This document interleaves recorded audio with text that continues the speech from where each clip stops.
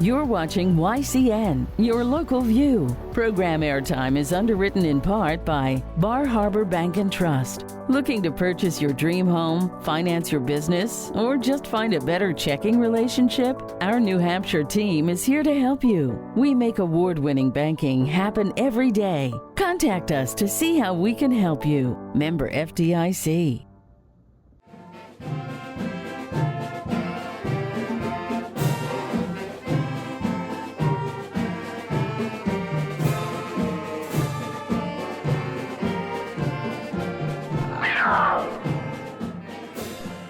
So glad you're here with us. This is the January edition of the Cougar Chronicle. I know. And actually a really important one. It is. Not to say that anything we've done prior to this wasn't important. Nothing else but this will be the 2026 deliberative session. That's right. And here's the thing, Laura, and we've talked about this on a number of times. I don't know how much people know about the deliberative session that haven't actively been through it. That's true. That's a very good point. I will tell you, as a former government teacher. That's right. And I've mentioned this before. One of the things when I had come up to visit, a chance to go to town meetings, the best example of direct democracy, and this is really a wonderful time for the public to have their voice and actually get their vote. It really is. So by statute and by our charter and our articles of agreement, we have two what they call in this annual meetings. That's right. One is the deliberative session that'll be happening January 10th at the Kearsarge Middle School. We'll go through the details, so we'll cover that. And then obviously the second meeting is the vote that actually happens on the ballot in March. Yes. And so that's when those groups come together. So we've got some articles that I wanted to make sure we talked about today, and really just spend a little time kind of talking about what is deliberative, right. what are the technicals for our people to know, logistics, what topics are actually going to be on the warrant for this year. And we're also bringing in our Assistant Superintendent, Michael Bissett, who is, also like you, an expert in everything that has to do with bills and funding and education. Well, and Michael's been through, this will be number 10 for him, so he's been through a number of deliberatives here in Kearsarge. And this is one of my favorite things to do. I like annual meeting a lot, but I love the deliberative session. It's all about our schools. Well, and there's a number of places, the voters and stakeholders can get involved with the board and with the district. Obviously, we have those board meetings, right. Once or twice a month, depending on the month and the schedule. But deliberative is truly this is that big voice session. It is. This is when really everything is what we're hoping to do. The voters get to respond and give us that information of, is this the way that we want to head or not. And last year, just incredible. So that was the community came out. So this is a big time. Speaking of the community, we have a different location today. Look around. We're not at our usual location. We're back at the middle school. The middle school is so happy to be here. Yes. Big thanks to all of our friends at the middle school for hosting us today. Appreciate Mr. Patterson and the Kearsarge Middle School staff for accommodating us. Kind of short notice to get things in place. They did, but it really the good. space is wonderful, and we need to keep moving around. So far, we bounced back and forth between the middle school and the SAU. Yes, we'll have to add some different locations. We'll be in one of the kindergarten classrooms one day. So I know, that's a whole different story. So we're talking about the location of the January 10th deliberative session. Yes. Right? And last year, it was at the high school. Yes. And I'm pointing because from here, the high school's it's that way, direction, right? Yes. But this year, it's being held right here at the middle school. Yes. And that was when every time we go through things, we try to debrief. And so obviously with the massive voter turnout last year's deliberative session, you've seen the pictures, the people parked on 89 and walking up in the cold weather. And we had, 1,200 plus people in multiple spots between the gym, the auditorium, the cafeteria, the library. Yes. And so one of the things we talked about was, do we have the ability anywhere else in the district to host everybody in one spot? So the thought was, maybe let's take a look at the middle school.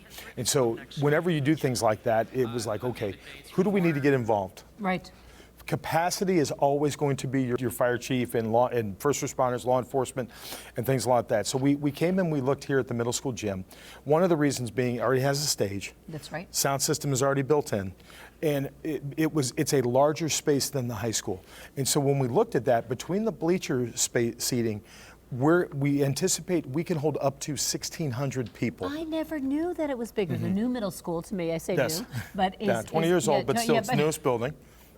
Yeah, it's amazing that it's bigger. It can hold more people than the high school. So that space, if you take the population that showed up last year, that would have allowed us to put everybody into one room. Yes. So that was a conversation. Then obviously, do we have adjacent overflow space? That's so right now, what we'll be looking at is the gym is our main space. Okay. The cafeteria, which is right across the hall, would be the overflow. So that's another 250-ish people that can go there. So now we're potentially at 1,850 people. And then we have additional classroom spaces like music rooms that are just down the hallway. Yes. The other, so that was one thing. The other consideration is about sound. Do we have the sound set up? And so we're addressing that. Another piece that we really liked, last year we had some parents and then students coordinated childcare. And so we had about 100 kids that were in childcare for that day. So that's being reorganized. Oh, and thank you for that. That's so we look at that. So important. So we talk about space, we talk about sound, we talk about overflow, and we talk about childcare. And let's talk about parking. Well, that's my next thing. Yeah. So that was the other concern, is how do we try to mitigate some of the issues that we had? I don't know. We wanted a big turnout, but nobody, I think, in their wildest imagination anticipated we would have the turnout that we did. It's wonderful. But recognizing that, what's going to happen is this. We do have parking here at the middle school. That's right. But of course it's limited.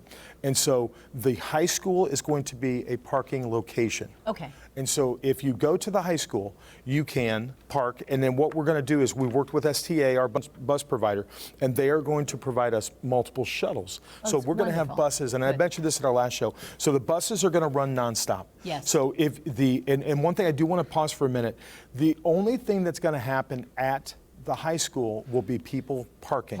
There's no chance to see it on a big screen. No satellite, nothing like that. Good. Well, if we have overflow and people wind up in other overflow spaces, we have the technology already built in to be able to get participation and facilitate all that stuff.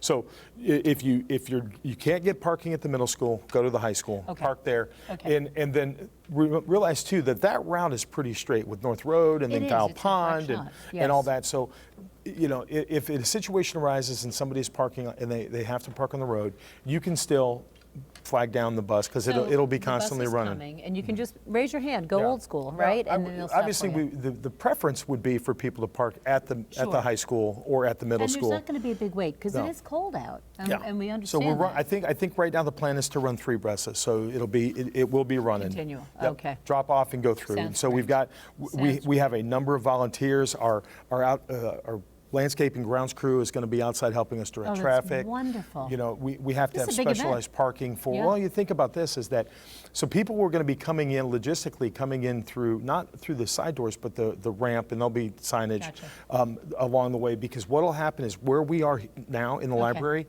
is where people are going to be registering and getting their ballots. So this room will be set up for that. Right. So they'll come through the ramp, they'll come through the space, and then they'll exit they'll kind of get funneled into the gym space. Gotcha. For that. So let's talk about that. We are upstairs, right in the library. We're on the second floor. Second floor. So you'll come in at whatever entrance you come in. Typically, I think what the goal is to try to make sure that if we're not coming on the backside of the building, then we're getting funneled that way. Gotcha. But the most direct route is going to be on the probably like the wood chip boiler plant side, if you know the big brick building that is the mysterious beast but it provides the heat we love right now. So that side, and there'll be directions. So if you park upstairs, walk around, come up the ramp, brings you on the back side of the gym, and literally leads you through the door that's right over there into this room. Okay, got it. And then from there, you would come through the space. You will make sure you have your whatever you need for your voter ID or the pace is. You'll register. You'll get your ballots from the town, your representative town, and then from there, you'll move into the gym and wait for the fun to happen. Sounds good. Phew. Okay, so bottom line is it's going to be held at the middle school this year. Yes. There'll be buses that'll take us from the high school if for any reason you can't get a park at the middle school, and along the road if you decide to park there, though it's encouraged to go to the schools, you'll have a ride. It will be. The wait won't be too long. I mean, but we will be providing, and then we'll be obviously shuttling those people back. There's a lot of logistics here. The amount of time every year just for our standard deliberative, but with the response that we had last year, we always want to be prepared because those are the things that we've experienced, and so because of that, we want to be ready, not for you don't want to call it for the worst case scenario, but you want to be responsive to the voters, and so that way we don't want things to be a limitation. Yes, well, I tell you, good. that is, I want to. She will hate me for doing this, but I'm going to make sure that we recognize Doreen Solera. Doreen Solera. Is the district clerk, but she's also the administrative assistant for the superintendent and assistant superintendent, and she is the glue and she is the hustle behind the muscle of things. And she's been here through many superintendents. She's been a friend to so many, and really that, like you said, the glue. I think so 38 years. Retiring at the end of the coming year. at the end of the year. So, but when we talk about the amount of effort and work that puts in, she's really the linchpin that ties it all together. And thank you so much. And that's where we do a lot of that stuff. So thank you very much for that time. Sounds good. So now that's all the logistics. We have a lot of content to talk about to help us understand. That will be with our good friend, And Mr. Michael so, Bissett. We'll get him in. We're going to talk some of the pieces of there, do some details. And you are not going to be held to ask the superintendent for the first time in this show. So I think that's why you did this. I believe the proof that we can move on without, no, we'll still, this is, again, I'm not looking to escape that. Those conversations are important. We're asking a lot of questions. Oh, no, these are a lot of conversations. But I think this one has to be the special one because, and I very much would like to make this kind of the annual piece that we get into that January show. Sounds great. Or December, depending on the dates on when the deliberative is and when we can get the show out. But it's very important that we focus on this because this really is the operations of the district. It is. It really. So stay with us on this very special edition of Cougar Chronicle. We're talking about the 2026 deliberative session, and we have a lot of good information to disseminate. A lot to unpack.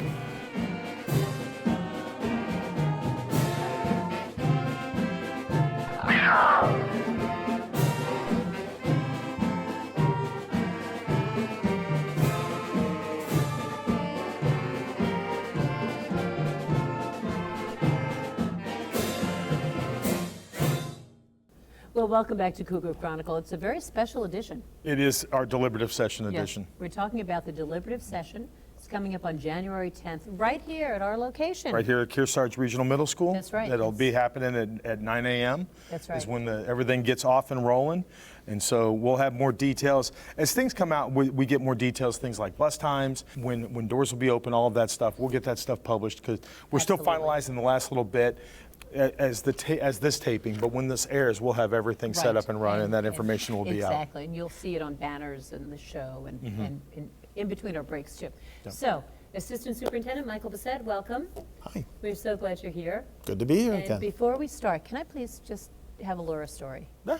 So mid-December, Time Magazine voted their Person of the Year, and I thought of Michael. Really? It was the designers of AI. And I said, and here it is. Uh-oh. You know, it couldn't be a world leader, couldn't be, an athlete. It had to be AI. Wasn't the actress. No, it wasn't the first AI actress. Yeah, No, it wasn't. But my tummy hurt just a bit. World changing. Yeah, it is. The world yeah. is changing. No. Conversation. No. You can't stop it. It's happening. I know. The old thing, you can't fight City Hall, Yes. you can't fight I know. technological In all advancements. seriousness, and I'm so grateful for the insights you've offered us, offered me about that. Now, that being said, you're here to offer us insights about the deliberative session. Yes, we've got a lot of some technical stuff in there and then some informational things. And Mr. Bissett, like I said before, he's been through, this will be number 10, I believe, for you? 10 in this district, for sure. And in this district here, so. We won't talk about how many he's experienced in his lifetime. That's right, so. that's right. But- So people come to the deliberative session, and what we're going to be talking about today is what they will be dealing with and faced with and be able to ask questions Actually voting about. on that they're ahead of time. Now, understand too that the mechanics of things, so just so people are educated, the school board goes through hearings, and then there also is the municipal budget committee. So that's kind of they Right. run parallel to each other. They have meetings. The school administration, myself, Mr. Bissett, Larry LaBeouf, our business administrator, present all of the information for the upcoming budget. What changes, what potential increases, what are some of the sticky points, and there's this long conversation and a dance almost, if you will, that really starts probably January, February-ish is when we start having the conversations, but we have to be prepared for early fall. from those hearings that happen. So when that's all said and done, then a number of warrants get created, and the Municipal Budget Committee and the school board vote on those things. Typically, one of the warrants early is your operating budget. Right. And so we'll talk about some of the details and things like that. The last 2 years, there has been warrants on collective bargaining agreements. Last year was with the KREA, the teachers union. This year is with PEAK, the paraeducators union. Gotcha. And so those things have been ratified. And then which is kind of a new thing to me, but I finally got my brain wrapped around it. In New Hampshire, our savings accounts are called trusts. And so then their districts have the ability to move money into different trusts, and I think we have about 15-ish. That number may be higher or lower, but there's a number of different things that money can be very specifically put in for, like the roof trust or capital projects or unanticipated special education type of things. Even like scholarship stuff, I've seen some of those pieces in there, but those usually aren't big dollar movers. So anything that would require, and the trust, the other thing about the trust is those get funded if money is available at the end of the year. So you're funding for a potential money move, but only if those funds are available. And we'll get more into that as we go into it. But whenever we hear the word trust, it's the same as savings account. It is, but it actually can be really dangerous in New Hampshire in some ways, and I think it's other places as well. And a lot of people will look at us and say, well, why don't you use your trusts almost like line item budgeting, right? Okay. And so there's an RSA, and if I remember this correctly, kudos to me, but I think it's 32:10 if memory serves. It's known as the no means no standard. Okay. And so basically what it implies is that if we bring something to a budget decision on a warrant article that's separate from our general budget, and then we put the funding in for that activity, and the voters vote that item down, we then can't go back to the general fund and transfer monies around within the general fund to pay for the thing that was purposed in that specific line item activity warrant. That is dangerous, isn't it, really? So we have to be very thoughtful, and people ask the question all the time, well, why don't you just put this out there, and there's a really important thing out there as a separate warrant, and the danger is if it gets voted down, because popular opinion may be popular opinion, but on occasion, sometimes the board has to make really tough decisions about certain things within the general fund to allocate funds based on district need, priority, unforeseen circumstances, those types of issues. Okay. So these are very well thought out, very deliberate. Very trusts. purposeful. Okay. Yep. Yeah, and the number of hours that go into these conversations, and which is why when we talk about, you look at the schedule for when the board meets in conjunction with the Municipal Budget Committee, it's not just one meeting. I mean, it's several meetings to break things down into very small tangibles. Because our budget is 50 pages, if a page, or in that ballpark. At least, yeah. You know, I mean, we're talking hundreds and hundreds of line items of budgeting pieces, and so the goal is to really allow people that are elected by their communities, both school board and municipal budget committee, to ask thoughtful questions and really dive into what I guess, for lack of a way to describe it, what our perceived needs of the districts are. Right. What are some areas of wants? What are some things that we would like to put money into? You know, when we talk Facilities B Committee, they talk about what are some long-range capital improvements that may not necessarily be required for operation of the district, but help move things along. Okay. And then, you know, I mean, it goes to everything from the salaries and benefits to number of full-time full-time employments that we would call FTEs.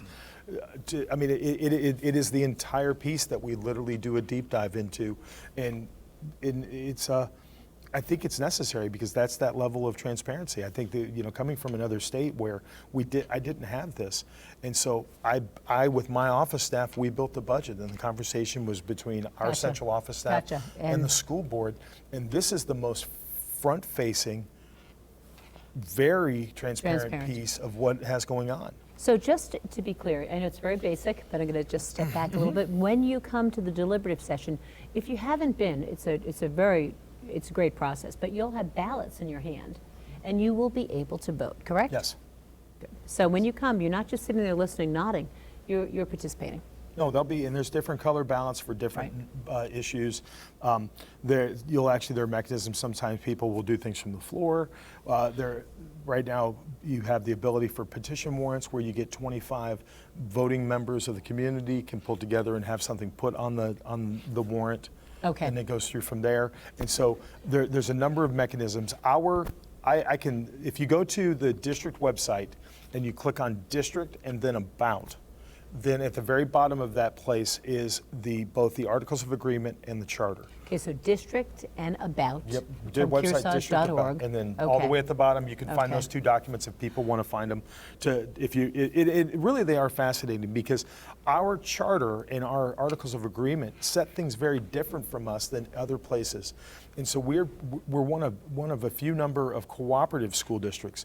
So one of the things that I think is important for folks to understand is we have to handle the business of the district that doesn't include financial appropriations only at the deliberative session. And so the charter and the articles are very clear that the only thing that is allowed to go on the ballot in March are money items. So anything of like last year, there was a conversation about a petition warrant for a budget cap, and that debate and that vote had to happen only in deliberative session. Gotcha. So if we talk about anything that would be non-money related, has to be voted on and dealt with at the session. And so that's why this becomes very important, because voter participation is vital. It is. I've heard stories, and Michael has told me stories that there deliberative sessions where you almost had more people on the stage than you had in the room. Right. Without a doubt. Right. And so, Absolutely. that participation government is important. Again, as we've talked about this a number of times, this is the community's district. Okay, so we have a forum. We can speak on camera. We can get the message out. Let's talk some specifics about articles, Yes. shall we? So Okay. right now, I say right now, we have 5 definitive articles or in the warrant. The last article is always the other business. It literally says Article 7 to transact any other business that may legally come before the meeting. And Derek Lick is our moderator and has done a phenomenal job over the years. And I'm so thankful to know that he was willing to run and to do that again. So right now, as we set up, just wanted to kind of go through what the articles were. So Article 1 on the warrant is the budget for the district. And this year, that budget is $56 million. Okay.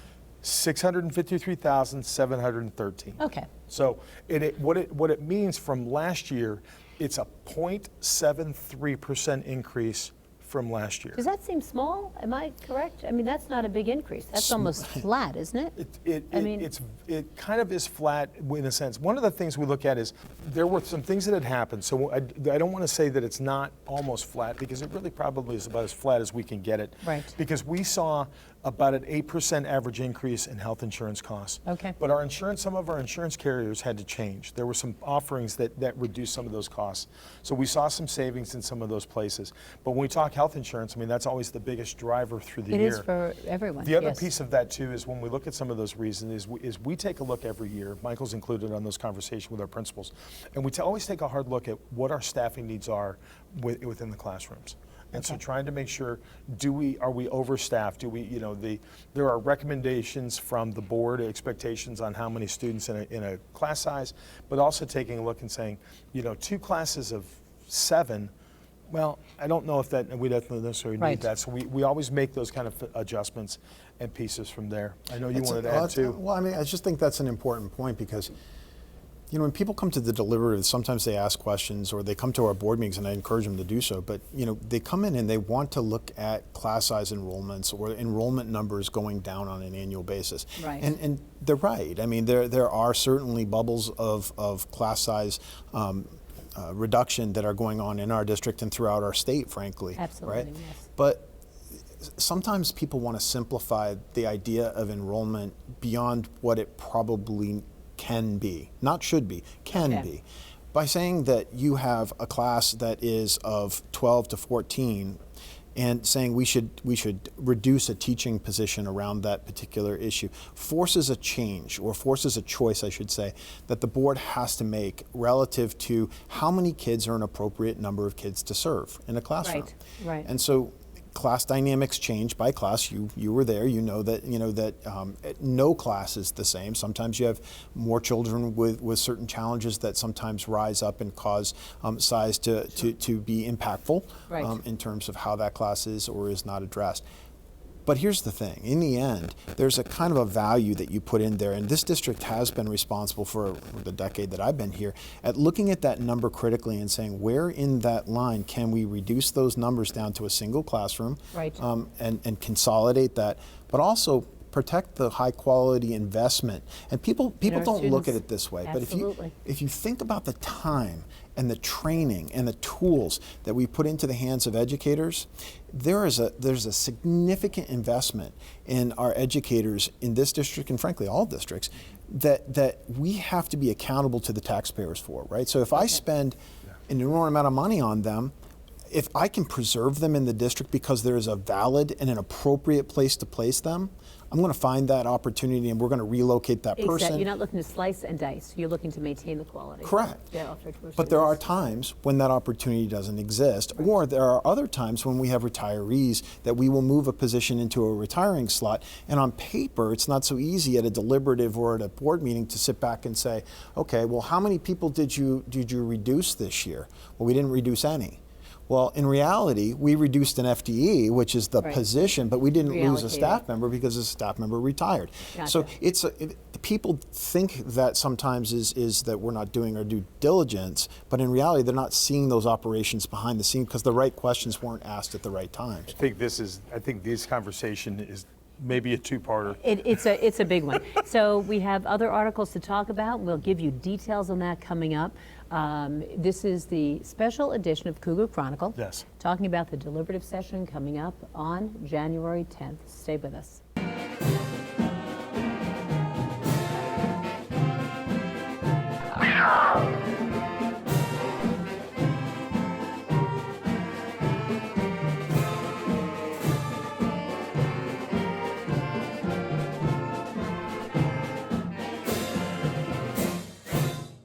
Welcome back to this very special edition of Cougar Chronicle.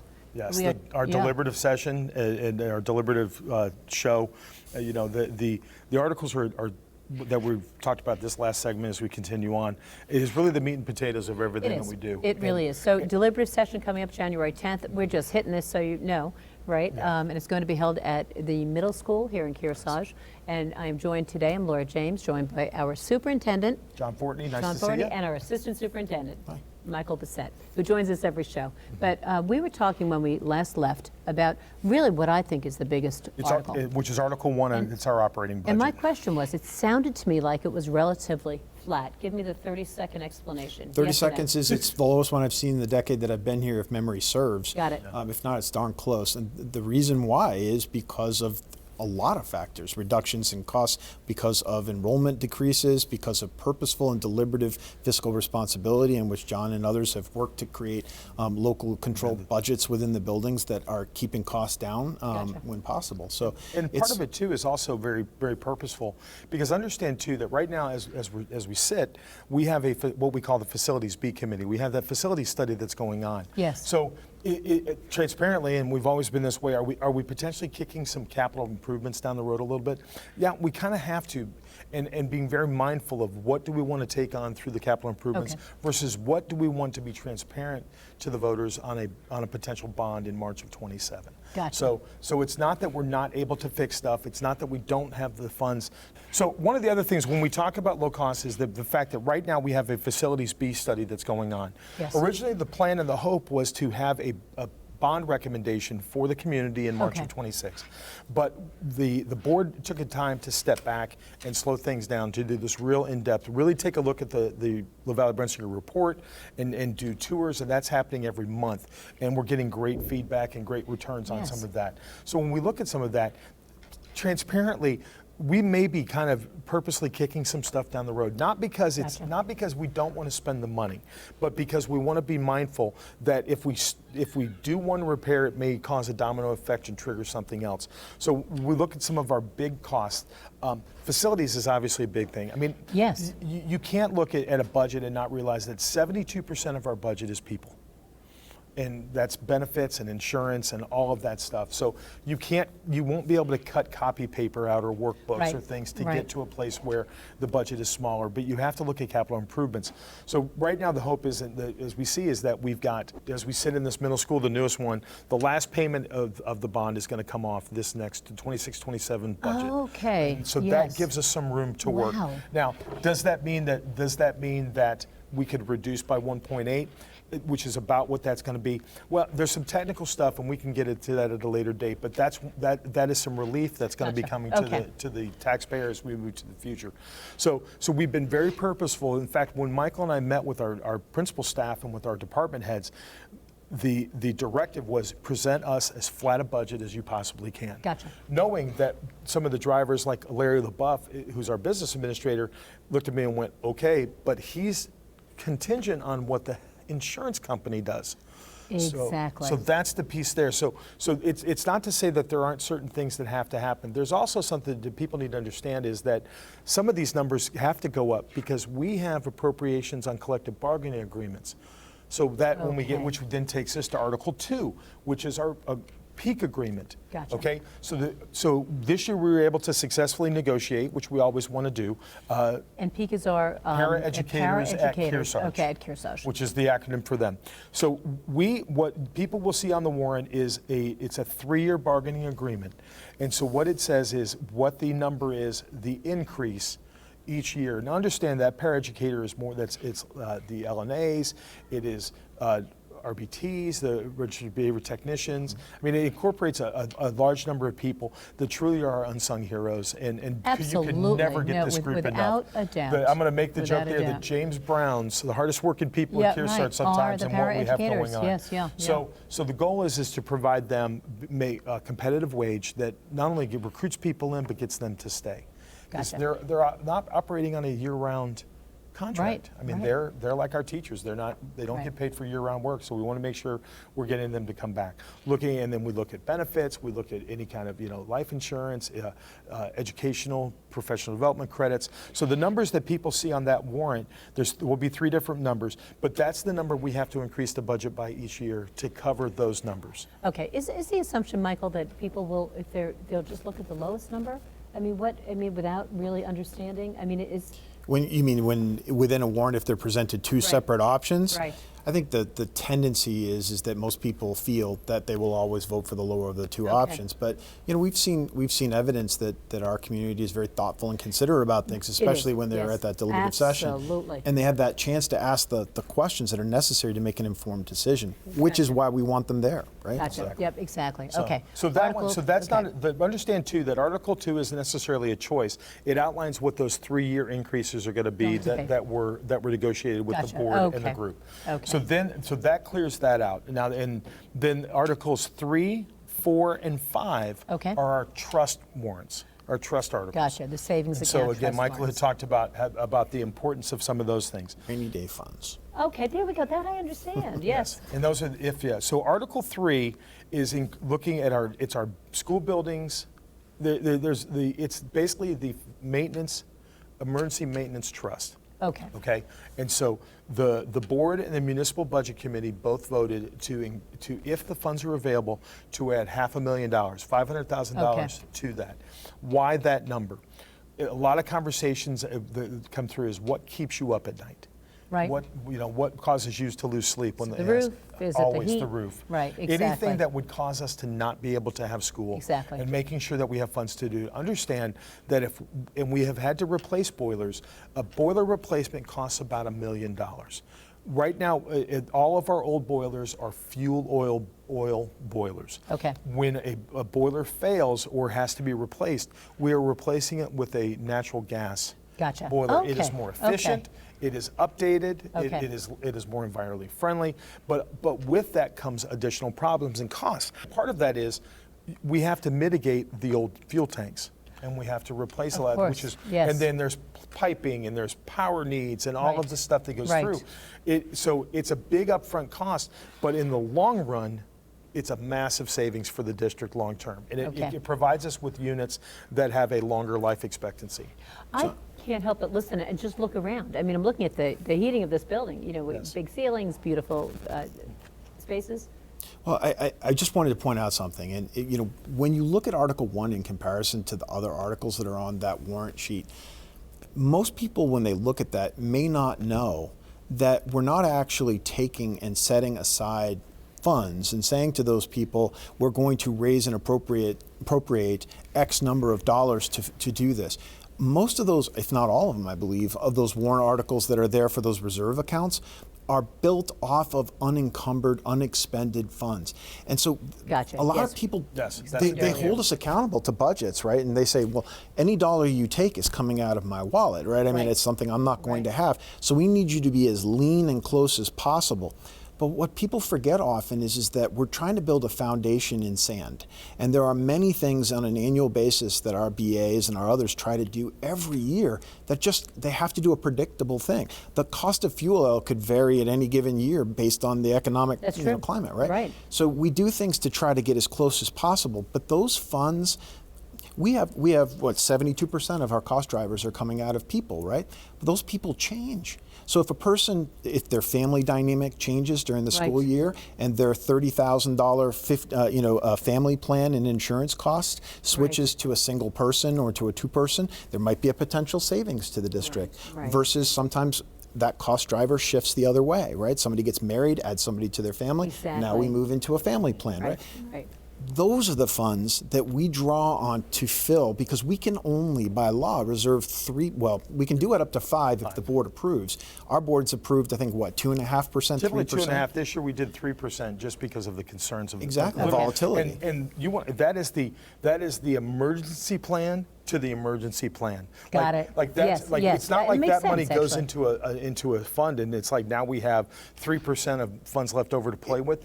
We have to petition the State Board of Education and get permission from the Commissioner of Ed to use those funds. Larry Buff said it to me one time. Explained it to me. I've been around for a while, but I'd never heard it. It's equity. It's basically like equity in your house. That makes sense. Yeah, that really. And also, like you said, building a foundation on sand. There are a lot of variables. Yes. Price of oil, price of propane, price of, insurance and people. Exactly. So continuing with that theme that we talked about, that's Article 3. Article 4 is the roof trust, which we know one of the target of that got moved from 1.2 million to 4 million by the board. The board has the ability to move that, and the reason why was that? Well, here's the thing: is right now we have 1.1 million dollars in that trust. Okay. And the target was 1.2 million. Looking at our work, 1.2 million doesn't do any of the repair work we need to have done on any of our buildings. Right. Especially not when we talk the high school, which we've gotten estimates upwards of $10 million on that repair. Oh dear. So as we look at some of that, so that the goal there was to increase the target, but the board and the NBC agreed to increase or to add $100,000 if funds were available next year.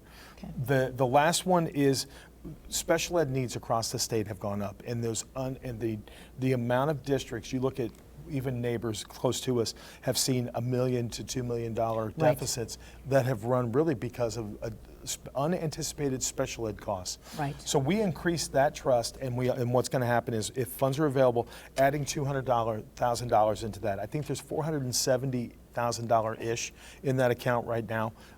So the goal is to make sure we have funds available. And then the last article that we do is always the Article 7, and that is any additional business as needed. Okay. Anything? Can you give us? So what can we anticipate with that? Anything? Well, that could be anything from some of the things that are illegal from the floor. I don't know how much Mike will be able to talk about.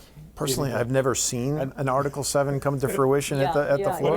So I don't know what would be in there. Because in most cases, I understand too, because in most cases, there's things that by statute, like this design is by statute and applies to every school district that operates under that model across the state. So there are some things in statute that we have to do, but we're also bound by our charter and by our articles of agreement, which is why Derek Lick, our moderator, is so valuable. Fantastic. Yes, and he really Barbara is. Lohman, who's the district attorney that's been with us for sits behind 30 everybody. years and is much like Doreen, is the Smithsonian of all things. Without a doubt. So we have a lot of information to still disseminate. We're getting the signal of the 1-minute wrap-up. So we'll be back on this very special edition of Cougar Chronicle. What a great opportunity to talk about the deliberative session. It's probably the biggest nuts and bolts conversation that we've been able to have. It's like a continual Ask the Superintendent. So stay with us. We will have this make sense for you. And just remember, this deliberative session is coming up January 10th. January 10th at the middle school. At the middle school. This is Cougar Chronicle. We'll be back.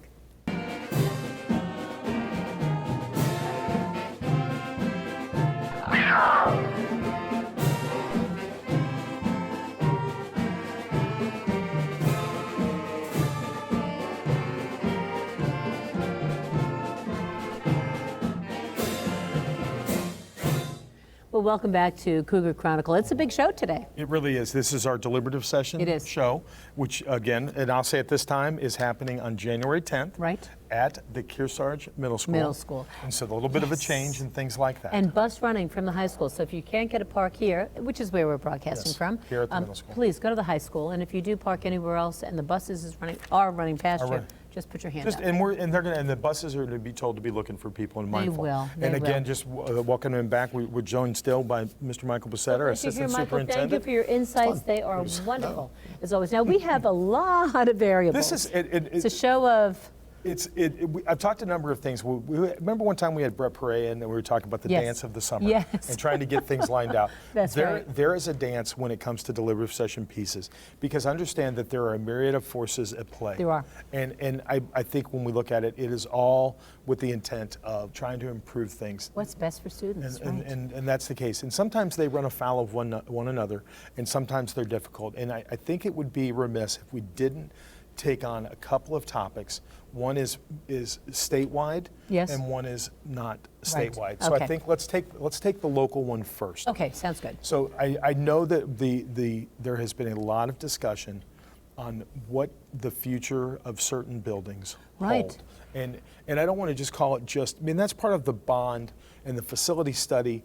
And it was never, when that was done, it was really to try to get a look at what the entire envelope of our buildings and facilities look like and what needs they have.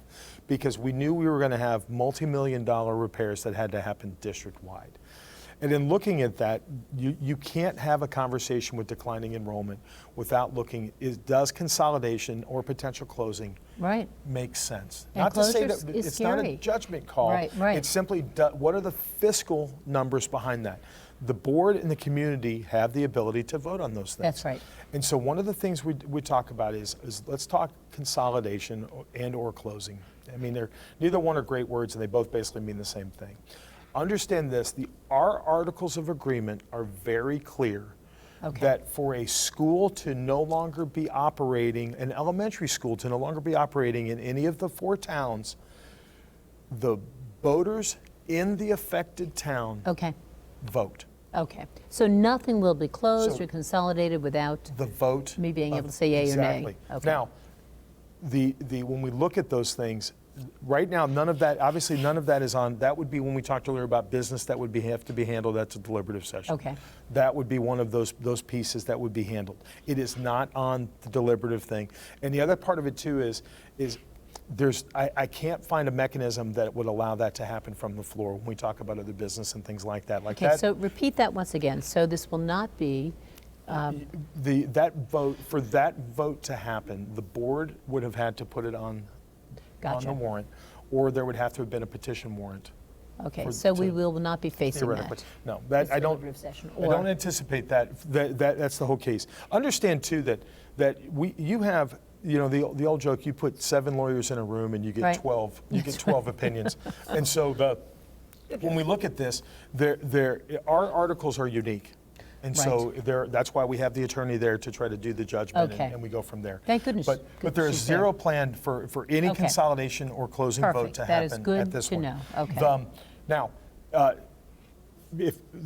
so that's a big piece with that. But the big piece coming back to is as we sit right now, the voters of the affected district would. So if New London was slated to be consolidated, the voters in New London would have to vote. Okay. And so then because the other part of it is if for that vote to happen, there are all nuances of things. Because remember too that, like I live in Newberry, and my grandkids go to Bradford. Right. Does that mean if Bradford was slated, does Newberry residents vote? We're not really clear on some of those things because when those things were built, the lines were a little clearer. That's And right. so as you know, boundary lines change because populations adjust and all that, it kind of happens. So that I feel like we have to take head on. It doesn't mean that conversation could not happen, but the board wants to finish the study and look at ultimate funding needs. And because here's the thing is there has to be this partnership that maintains between the community and the schools. Absolutely. And so there is zero intention to try to alienate everything, but also by the same token of being good stewards of the district money. Because, and even if the district votes were to decide to maintain all the buildings, there are still long-range facility needs that we're going to need. And so it's having those kind of conversations. So that's number John, one. so I won't say if it comes up, when it comes up at the deliberative session. At some point, it probably will, but I don't. Right, but it's not scheduled to be brought so up. my request is, when it comes up, Yes. let the person who has asked the question answer. Then could you please hop in and explain? That's not what we're dealing with today. Absolutely. Because I think that clarification will be really important. It's such a important. passion. You know, it's a big one. I mean, it's one Okay. district, but these are, when you're talking elementary schools, you're talking community schools. Yes, exactly. And so now, okay, the other thing that I think we need to talk about and put on the table, and that's one of Statewide. the reasons we This is we the want to big make one. sure Michael was here with us, open enrollment. And this Gotcha. is a conversation that's been happening. The legislation has been actively pursuing that for a number of years, as a number of states has. Okay, It was tell not us what different. open enrollment is. Can I have a definition? I'm going Sure. to turn that over to Mr. Yes, Bissett. yeah, there we go. Bring him into the fold. It's kind of like asking me to define food. That's I right. mean, so what you're asking for is a very, very, very, very challenging thing. Here's what I'm going to start with. Open enrollment is not new. Open Okay. enrollment is one of several, and I want to say more than 5 being several, pathways by which individuals within communities can find their way into finding the right educational experience for their child. New Hampshire prides itself and always has on local control issues, right? So they Right, really want to absolutely. build into their system of government opportunities for individuals to be able to find the right path. Okay. Other examples that you may have heard of outside of open enrollment are things like area agreements, in which local superintendents work with Right. other local superintendents or boards to create tuitioning plans that allow for students to be able to migrate between Be communities. flexible right? and right. An right. example of that too would be like the anchor agreement we have with Croydon. Yes. Which is going to be a little different than an area agreement, because an area agreement you are purchasing a certain number of seats from like a K-8 sending their kids to a high Oh, school. okay. Our anchor agreement with Croydon says that it's similar in that we have an agreement with the Croydon School District, but the Okay. difference is Croydon students, grades 1 through 12, have a choice whether they want to attend Kearsarge or not. If they decide to come to Kearsarge, we guarantee them a seat. If they don't, Okay. then that's okay. Okay. So those are some of the things So that some of the exist with things. that. Okay. So one of the pathways that's existed is covered by a different RSA, 194D3, if memory serves. 194D3, okay. Why we bring them on the show. Yeah, you Encyclopedia. And when you look at that one, the only reason I know that is because I'm up to my elbows trying to write policy around it. But the truth is it's been in existence for quite some time. If memory serves, over 20 plus years, right? Okay. So this option has been on the table. And what it simply says is that a district, for a source of revenue, Okay. can open up their doors in their community to allow another community's resident to come to the district under just call it a tuition agreement. Tuition right? in, but And it's- so right? you would tuition in that person into a specific building or Okay. to an open district, depending on how it's defined. And a number of years ago, there were, I think at its height, maybe 4 districts in the state at max, I can recall.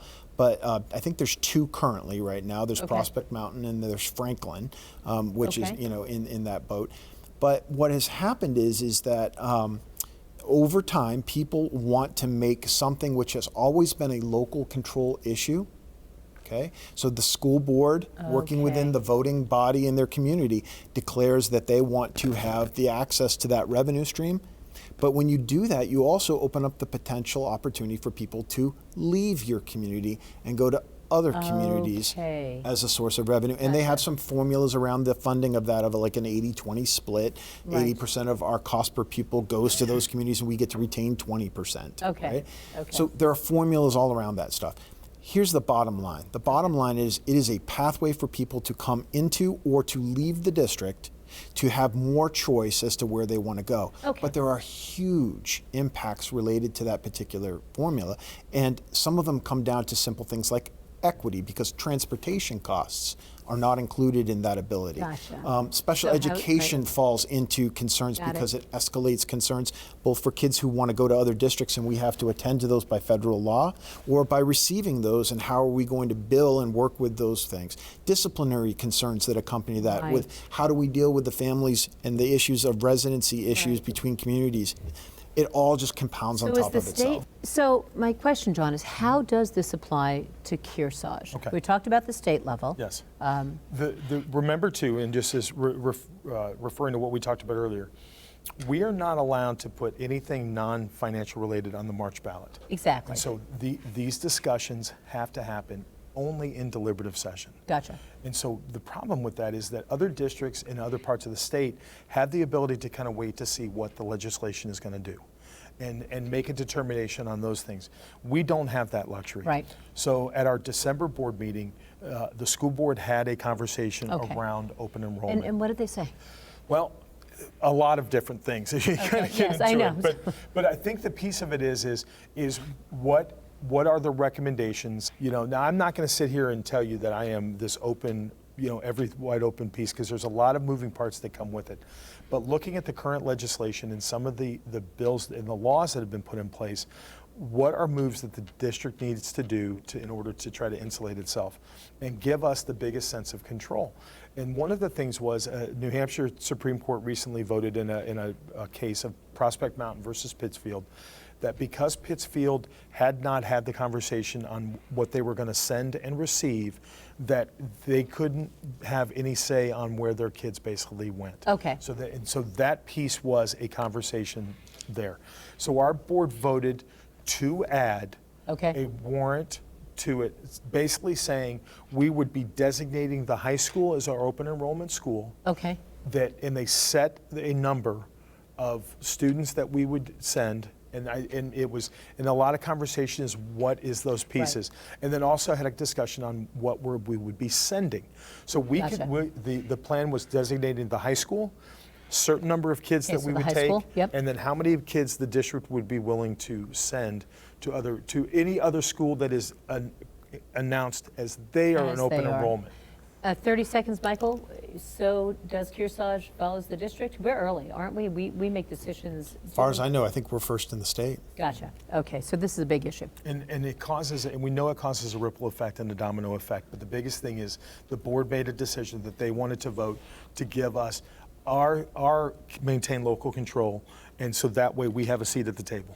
Okay, stay with us. You heard it here first on Cougar Chronicle, and we'll be back.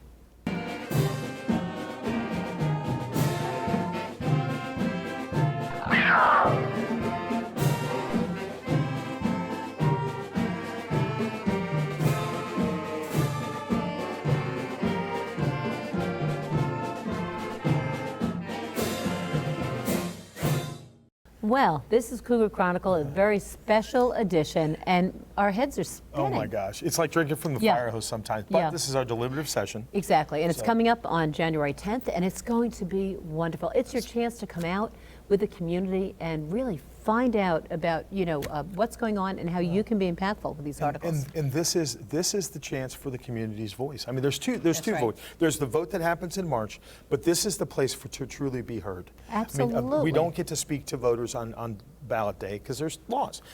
And so, What do you think about and really, that? and you're voting, and your voice is your vote on Right. that day.